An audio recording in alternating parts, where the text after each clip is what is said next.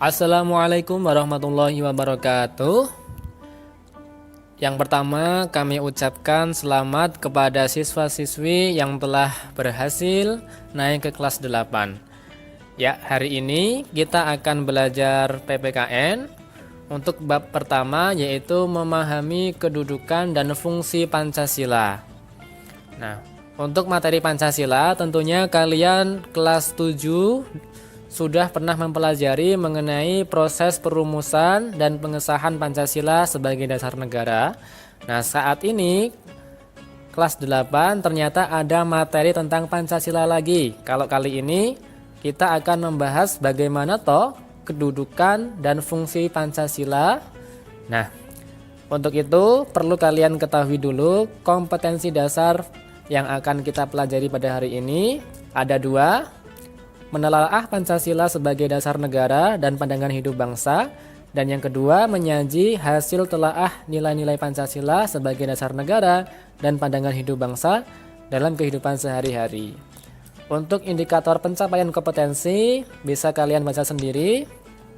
Untuk hari ini kita akan fokus untuk pencapaian tujuan mendeskripsikan kedudukan dan fungsi Pancasila sebagai dasar negara dan pandangan hidup bangsa.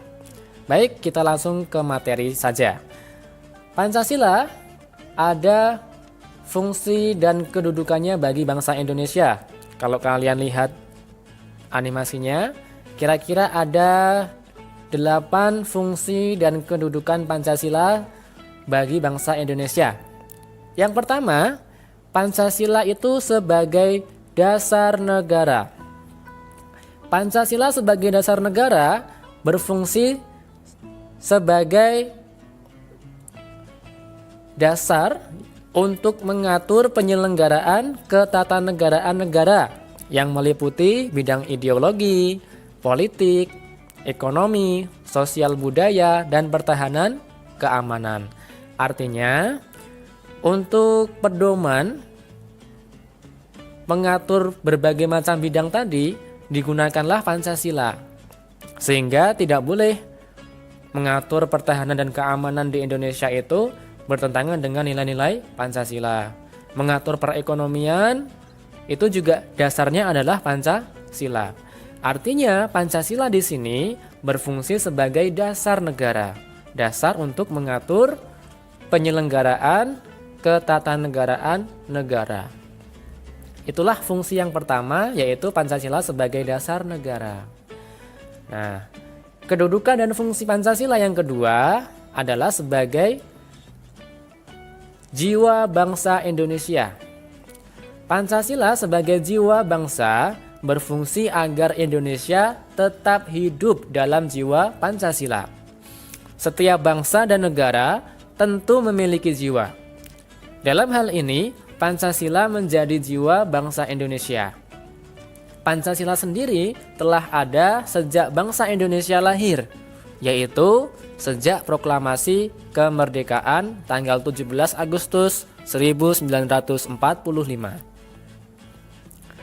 Baik, lanjut. Kedudukan dan fungsi Pancasila yang ketiga maksudnya adalah Pancasila sebagai kepribadian bangsa Indonesia.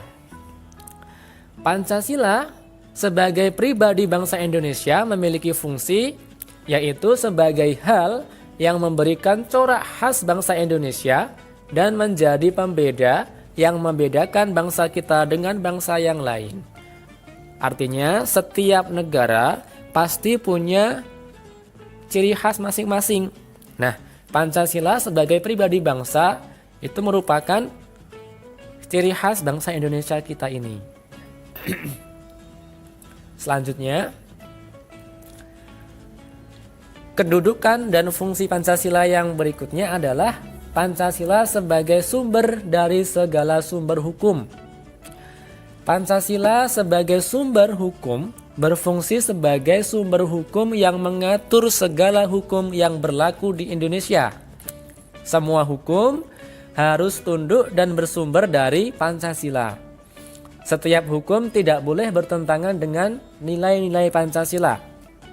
Setiap sila Pancasila merupakan nilai dasar Sedangkan hukum adalah nilai instrumental atau penjabaran dari nilai dasar.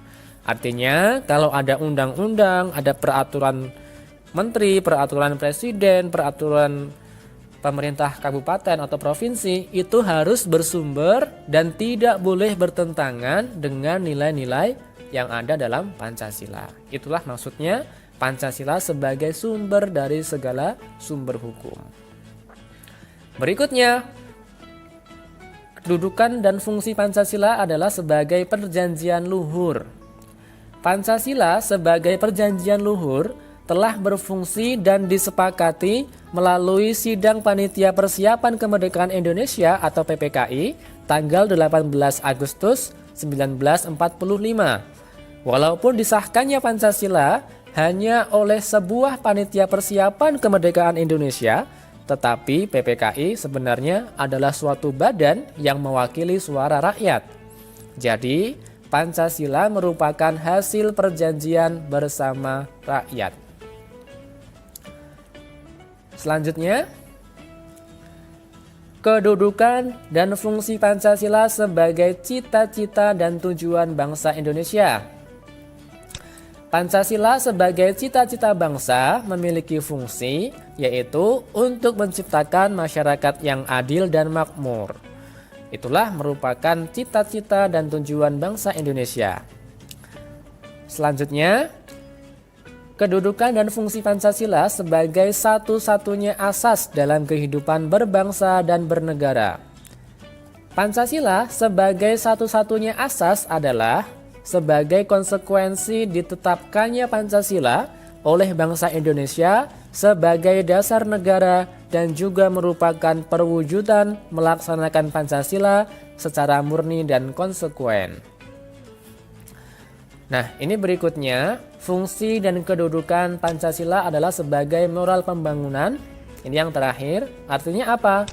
Pancasila dijadikan kerangka, dijadikan acuan, tolak ukur, parameter, arah dan tujuan dari pembangunan. Itulah maksud dari Pancasila sebagai moral pembangunan. Itulah tadi 8 fungsi dan kedudukan Pancasila. Semoga bisa dipahami. Jika ada pertanyaan silahkan dicantumkan dalam diskusi kelas masing-masing. Wassalamualaikum warahmatullahi wabarakatuh.